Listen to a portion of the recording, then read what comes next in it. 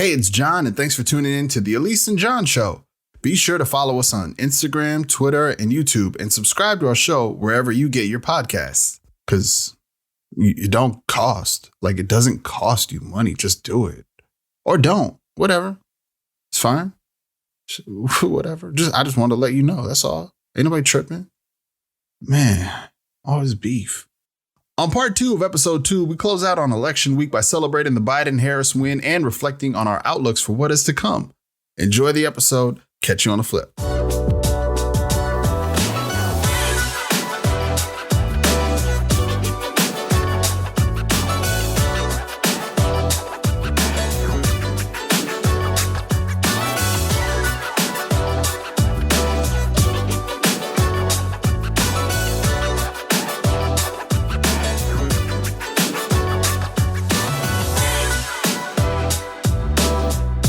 Excuse me, I'm going to crack open a Victory Diet Coke, if you don't mind. Okay. Yes, of course. I'm going to take a final sip of my Victory Espresso. Thank you. Ooh. Ah, yes. Take the L. Take the L. Just take it. Take it. Take that L. Tell me how it feels if you want to, but just take it. Keep it. I feel good. I feel great. You bitches lost, right? And all this election just showed me is that we need to get rid of this electoral college tomorrow. Big time. Oh, yeah. We got to get rid of it. We got some states already signed on to do it. We could do this in the next 4 years because if this was a different system, this would not even be up for challenging at all. Well, I learned now. I did not know this, but I did not know that 7 out of the 8... Check me on this, people. 7 out of the 8 past elections, the popular vote was for Democrat. Yes. Hell yeah. That's why we've been saying they stole it. Yeah. Hell yeah. That makes sense. Yeah. Ooh, Bush stole it. He was gangster. He was like, yep. I believe it came down to, what was it, the Bush and Kerry? I don't know. It came down to Florida, your state. You remember? Oh, gosh. It came down to y'all's, the difference between, maybe 500,000 or something like that. Small amount. It's barely one vote. And I was dating a woman at the time, and she was like, see, this is why they say you should vote, because every vote counts and it matters. And at the time I was like, and I still feel that way. I was like, yeah, but it's an electoral college, so yeah, that it does, but also, yeah. Well, luckily we did it and we won. We did it. And how do you feel? I feel I was like I told you earlier. I feel like it's January 1st, like the day after New Year's Eve. I've been partying. I've been gearing. That last week of the year is always you have Christmas, and then if you celebrate Christmas, right, you have Christmas, and then you have the days in between where New Year's is coming, where you're not really doing anything. You're just kind of eating and drinking whatever it is that you eat and drink. And then you have another big party on December 31st, and January 1st, you're like, I feel great, but damn, I'm exhausted. Yeah. That's how I feel today. Yeah. I'm happy. Oh. I feel validated. I feel hopeful. You're going to see a lot of children 9 months from now come out. 9 months from around this era, this time, a lot of babies are going to come out. They're going to be the election babies. Election Woke babies. as fuck. Yes. Biden babies, blue babies. Yes. Oh, yeah. That's baby Kamala right there. Yeah. That's a little baby Harris. Uh-huh. I wonder, how does Florida feel? What's the story there? What is it like for a red state? Yeah. So unquote. In Sarasota, again, I'm in such a small, tiny pocket of this state. I also am in a pocket of the state where it is primarily white and affluent and with money. I felt fine yesterday. Granted, I didn't leave my house, and I have a small pod, in the pandemic, I have a small pod of women that I hang out with. And we all felt great because we were around each other and we all believe in the same things. I did see that there were people on this main street where people gather. I did see that there was a lot of celebration there on social media. I have a friend, though, who posted today, I saw she posted on Facebook, that she was walking down Main Street, which is our downtown, and that she did not feel good, that she felt like she was being looked at in a funny way. And she's like, it was subtle. they wouldn't even say, like, I would say good morning to them. They did not say good morning to me. Like, it was very subtle, but she's like, I did feel tension. I have not had that experience because I'm very rarely in that space. Yeah. So I can't speak for everybody, but shit, I feel great. Yeah. Hell yeah. In that house. I'm in the house. Safe. Yeah. Shit. How about those speeches? What did you think about the speeches? Oh. It was honestly, they could have said, they just could have said whatever the fuck they want. And they could have come out speaking in like Peanuts language. And we were like, yes. Yeah. Yeah. Hell yeah. That speech it meant so much to me. The way that when he said, wah, wah, wah, wah, wah, wah, wah, wah, wah, wah, wah. It really brought me feelings of patriotism. Hell yeah. Hell yeah.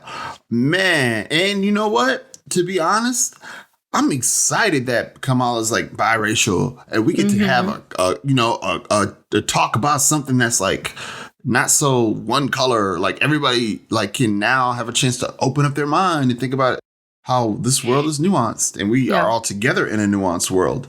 Guess what? There's more than two genders. I know you might feel a certain way about it or not. I don't care, but it's true. Deal with it. And guess what? We have more races than just black and white and, it's just more. People are complex. They get to be that. And we don't have a right to invalidate and erase people who are a myriad of things. And we don't have a right to be upset that they don't fit in these boxes that we've had for so many years. I'm excited. Like, if anything, I'm not playing the politics. I'm excited about the fact that we get to acknowledge the world that I see it is now represented on a major platform and a big stage. And people, these bitches that never couldn't deal with it before, they get to deal with it. Yes, she's an Indian woman. She's a black woman. She's a woman. Get into it. What are you going to do? And yes, Biden is 77 years old. Okay, he might be dying soon. Yeah, you're right. He has probably a little bit of time left. But he has said himself, I am a transitional president. He did. That was his platform. He was like, vote for me, but know that you're not really voting for me. You're voting for the idea of somebody in the future. So that's my platform, folks. I'm Joe Biden. But, he might be 77 or 78 years old, but that homie done took a bump of cocaine or some shit. He came out jogging. He was like jogging onto the stage. I was like, not so sleepy anymore, huh? Yeah, man. Daddy Joe don't play. He's in that gym or doing something. He's got something in him. We'll see what happens. Just some people know how to age. What I loved in Kamala's speech, and I started writing notes because I just started writing all of the terms that we haven't heard from this platform in so long. But like within 4 minutes, she spoke to children. She talked about women. She said the words Black women and women of color. She said the words systemic racism. She said the words climate change. She addressed things that we've never heard come out of the mouth of Donald Trump. The fact that she looked in the camera and she said, she was like, I'm speaking to children right now. You think Donald Trump has ever spoken to children? Like looked at a camera and said, let me speak to you, kids. That's true. That's true. He don't fucking like his. They take his attention. That's right. It was amazing that it was making me, I cried because I was hearing someone talk about things that are human and absolutely normal and should be spoken about when we are human beings that are supposed to have been evolved at this point. We have so many, we have therapists, we got research, we got mental health research. We understand this so much more. And I cried because she spoke to children. Like, this should be normal. Oh, yeah. Yeah, it really should. And Joe Biden's speech beautiful. Focused on his wife. He elevated his wife. Yep. Donald Trump can't go out there and elevate his wife because they don't talk to each other. That's true. Yo, those speeches, man. And I'm excited to keep this wave. I want to keep the same energy. We're going to keep it going. Like we don't have to wait for epic moments for us to acknowledge Black women and that Black girl magic vibe and all that stuff. We don't have to wait for Breonna Taylor. We don't have to wait for her. We could do this every day. And I try to, and I want to. A Black woman once told me, she said, and she's from Florida, and I never heard it because I never heard the question. I said, "Hey man, I'm gonna just like make a post, basically just talking about, hey, just something about uplifting Black women." I don't remember the specifics, but I just was like feeling a certain way about making that post because I was like, "Am I virtue signaling? Am I a white guy virtue signaling? Come on, bro!" But I really did feel that way, and I just didn't know how to. I needed to get some like just clarity on how she felt about it as a Black woman, and her response was, "Please post that. Go ahead. I mean, we don't get enough people supporting us or having our back, and so whenever we do, it's always nice to feel seen and heard." And I was like, "Say no more," and I did. So you just said something right now that I have not heard before, and I would like for people to know what it is. Tell us what virtue signaling is.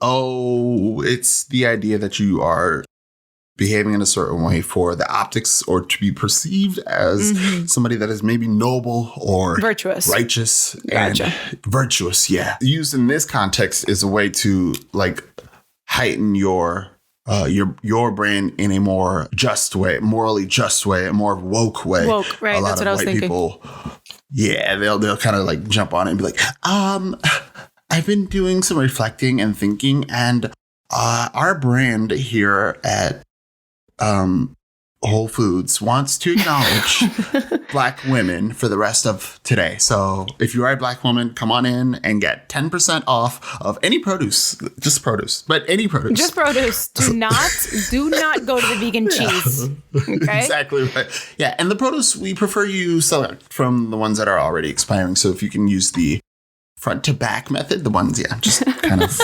expiration date check. Yep. So let's say what makes something deeper, what makes something actually virtuous, right? Because we're talking about virtue signaling. What makes something actually valid? Like what you did, right?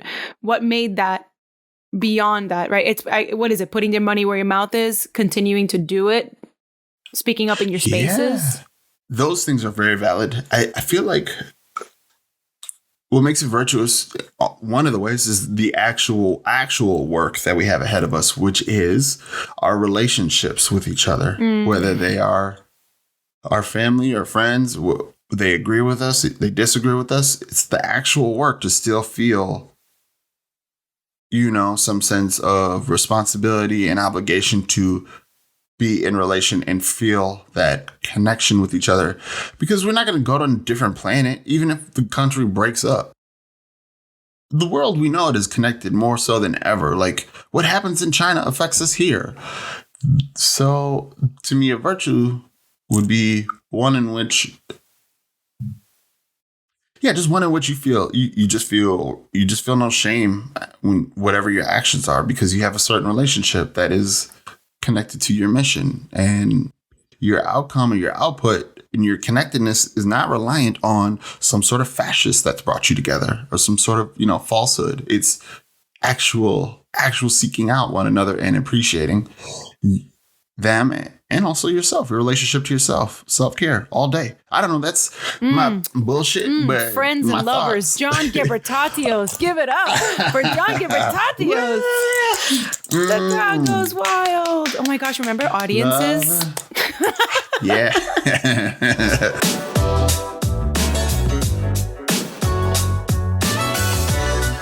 In Minneapolis, there was protests and things, not protests, rallies, I would say, celebrations, and also protests.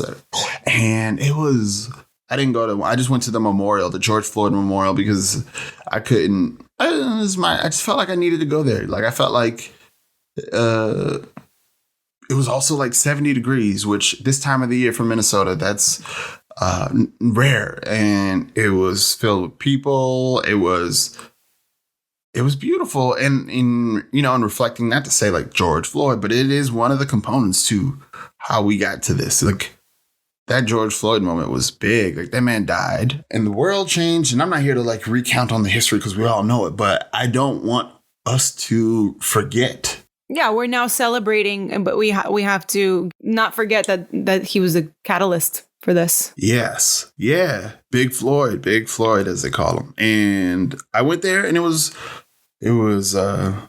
still amazing to me to see people who have never been there. You can tell when people are walking around and they go, see over here, that's what happened. Mm-hmm. And you have people still doing the interviews on cameras and documentaries nonstop being made. And in the community that actually lives there, like my friends who actually lived in that neighborhood, and they go to the meetings twice a day, 8 a.m. and 8 p.m. They have a neighborhood meeting, religious, consistently. And to know that is still just as sacred, just as like, I mean, not every day is the same, but it is there. And it is like, it ain't going nowhere. It ain't going nowhere. That's really important for us to hear, everybody who's outside of Minneapolis, because I don't know what it feels like to be there. And I think that most of us, like in Florida, you know, people have been saying for a while, well, there's a civil war going on in this country already. I don't feel that in Florida physically. I know it because I have friends like you in places where it's really on fire, you know?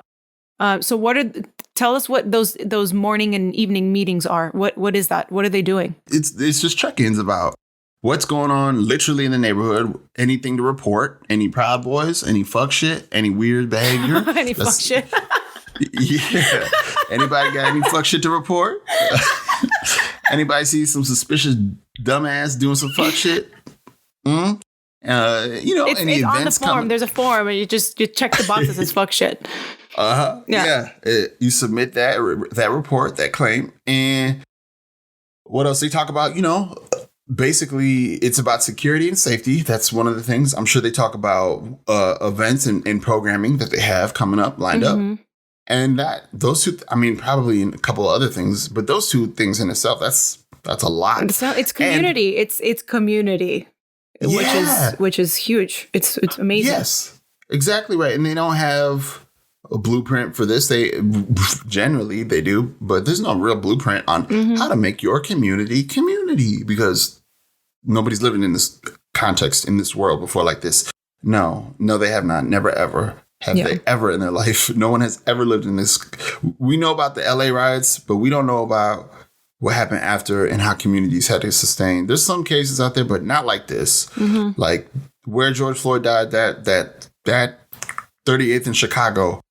That is a very special place, and that the people that live in those homes in those like 4 or 5 square block radius, they're active out there, man. It's crazy. I can't even tell you like how they had to learn on the fly within that first month, everybody that did those meetings. And throughout the months ahead, they had to continuously defend themselves while the city council people and all the governing folks didn't show up and meet needs. So the community had to double down. Not to mention, there's also other fuck shit where poverty becomes a problem. So, you know, poor people do what they do, crime. Not to mention, you know, just like the other shit that's just dumb, where some people just like come in and act weird, like Christians coming by trying to proselytize, and you know, it's like that's not the place for it. Yeah, they deal with, you name it, man. You name it, it's probably happening. And yes, is that common in like very like popular areas in the world, in different places where yeah, of course, big cities, you know, that happens in different pockets, especially if there's tourism. For sure. But this is unlike anything else. The only reason people are coming is for healing and paying respects to George Floyd. So it is exactly the way in which the way Trump turned coronavirus into some political. People have done that too with George Floyd, even on that local level in the community where they receive fuck shit all day. Yeah. So they meet twice a day, and it's been, you know, good to hear my friends report. And they've learned too. That's huge. I mean, that's a lesson for all of us, because it's so easy to just retrieve. I know for sure I've done volunteering. I've gone to protest. I volunteered to help cure ballots during this election. But it's so easy to just revert back into your crab shell. I'm going to go home. And it's a lesson. It's a lesson for me. And I think it's a lesson for a lot of people to be like, that's because you have the privilege of doing that.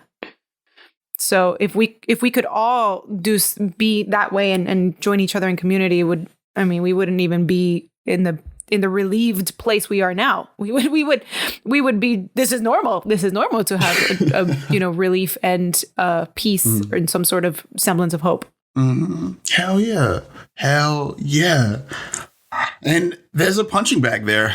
There's a Trump punching bag, which is just the best. You punch it and it's like a bobblehead, not a bobblehead. It just bounces back up. And it's fun to watch people still find joy in that. That's hilarious. I have a group of friends. So my pod of women, we box. One of us has a punching bag, a literal punching bag. And we go to her house twice a week in the mornings and we punch the bag. And the bag's name is Karen.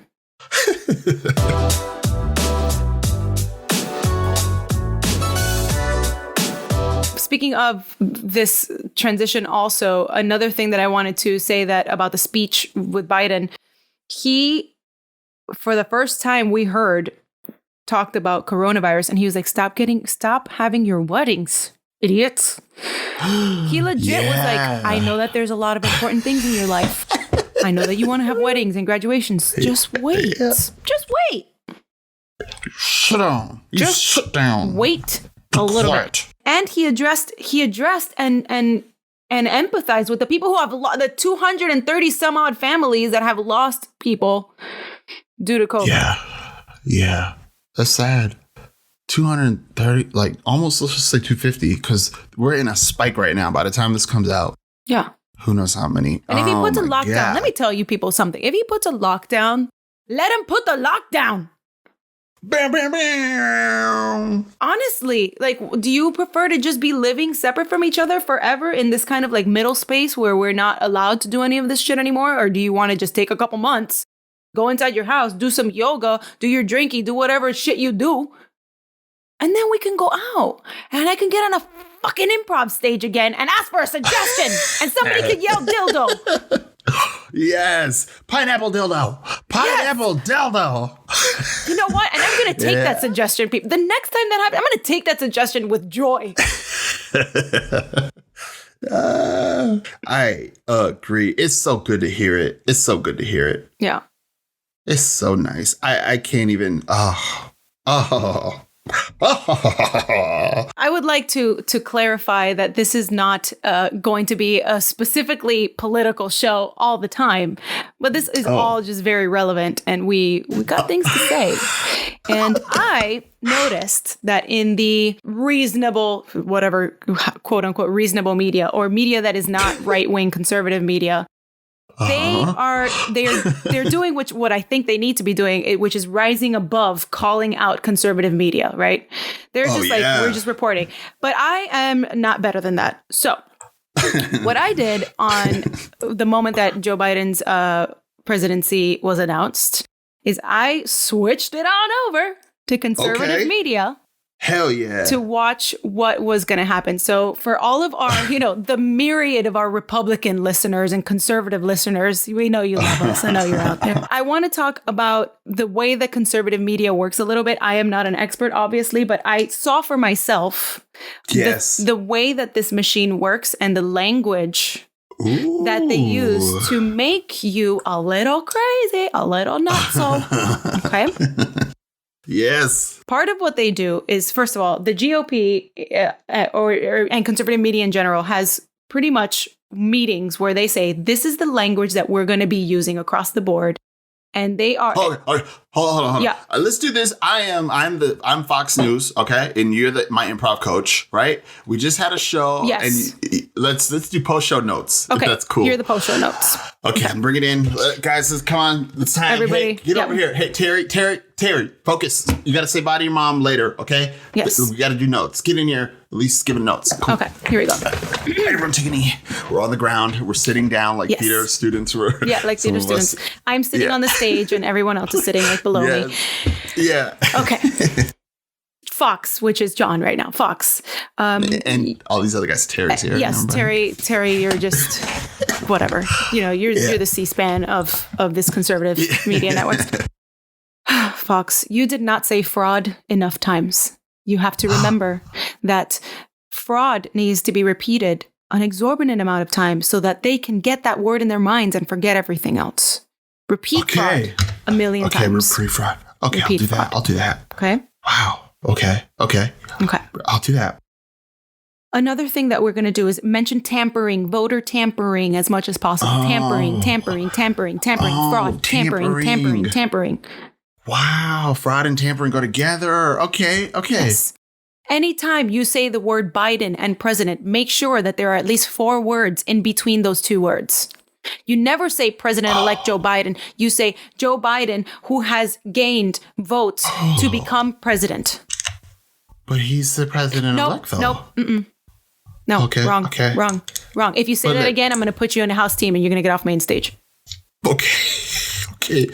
Okay. I don't want that. Okay. I don't want that. Here's one thing, and friends, side note, this has actually happened. When you are in the streets, okay, when everyone is in the streets and people are dancing and there's music and there's all kinds of things, okay, when you go to New York and everyone is outside and they're playing music and they're dancing, they're eating and they're popping champagne, you make sure. Having fun. Yeah. Having so much fun. Exactly. You do not call it fun. You make sure that the caption on the screen says, and I quote everybody, I saw this on Fox News. Caption on the screen says, protesters in New York reacting to Biden win. Oh, but they were. Nope. They were protesting. But nope. I just thought that because of the whole election that they would protest. And they voted for protesting. They are protesters and rioters. Oh, it's okay. Just imagine when you see people at a wedding. You know, when you see people at a wedding, how they behave there? Yeah. That is the equivalent of protesting in this regard. Wow. Yeah. Wow. Okay. You ever seen a baby shower? You said celebration, baby shower? Yeah, it's so nice and beautiful. That's protesting. Oh. Okay. If there's dancing involved, if there's cheersing involved, if there's laughter involved, if there's smiling involved, what is it? You tell me, what is it? It's protesting. Protesting. Thank you. Any questions on your notes? No, I think I got it. I think I got it. Next time we'll do better. This is very helpful. Thank you so much. Yeah. I needed to hear that. Thank you. Another thing. You spoke in too many complete sentences. Oh. You never speak in a complete sentence. You speak in a circle with no period and commas that are misplaced. Okay. Well, okay. I can do that. That was a complete sentence, Fox. Yeah.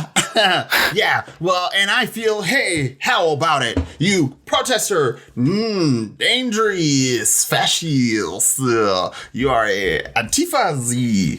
Yeah. You're, angry, African-American woman, C.C. Abrams. Yes. Barack Obama. Birth certificate. Beautiful. You know so what? You get to stay on the main stage for this weekend. Oh, thank God. Oh, thank Goddie. I love God. God, Christian God. Book of God. Says God. Scene. Thank you so much.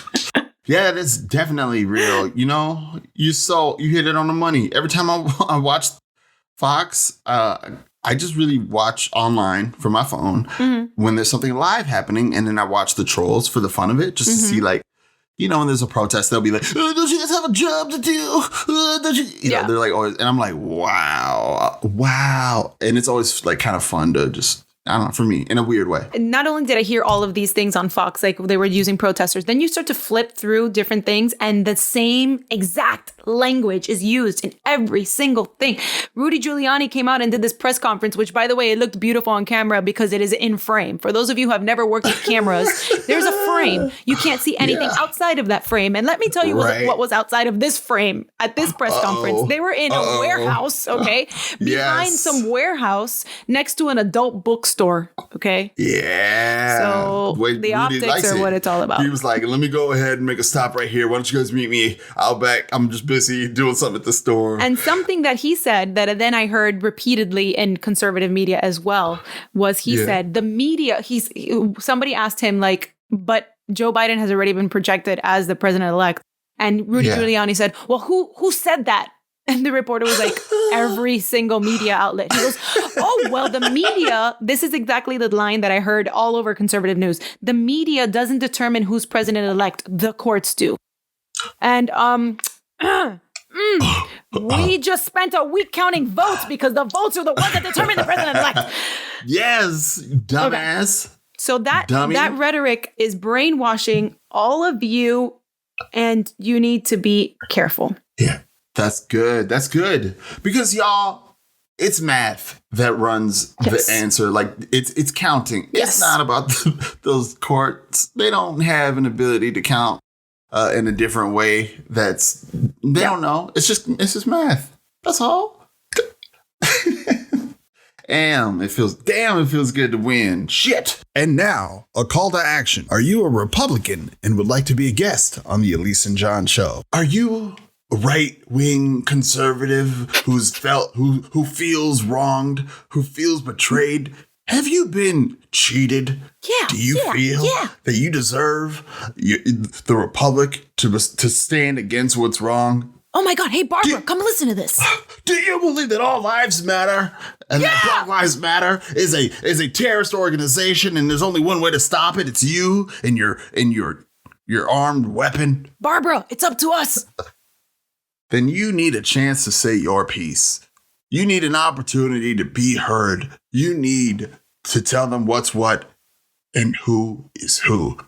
Sign up and be a guest on the Elise and John show. That's right. You'll have an opportunity to be heard. You'll have a chance to explain yourself and be able to talk to other comrades who don't know the message and wake them up.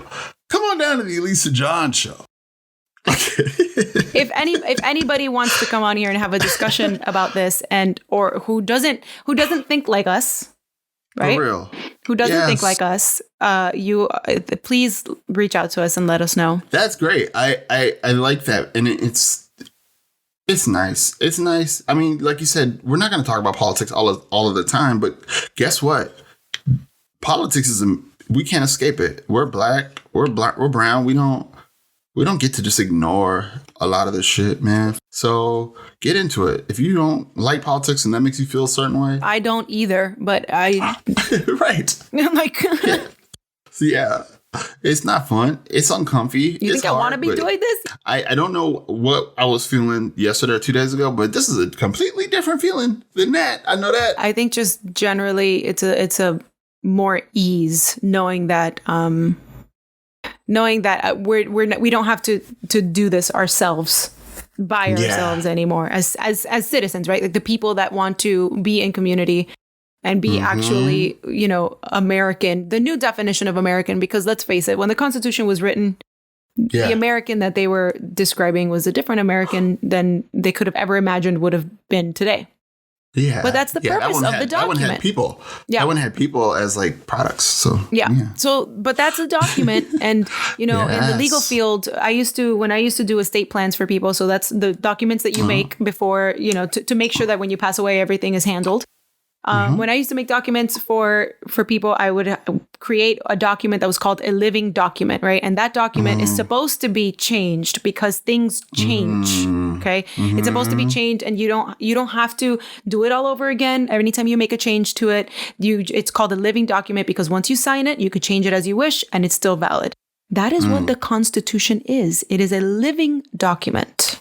Okay, it is supposed to change and evolve with us. So. Understand that. Anyway, This show is not about politics. So what do you want to say before we go to the peoples? Nothing. Not a motherfucking thing. I think we said it all with our votes, and I'm very proud. Bye. Yes. Thank you all. Thank you so much. Thank you, everyone. I don't know what. I should be waving. John is waving. Everybody should know that. John is waving.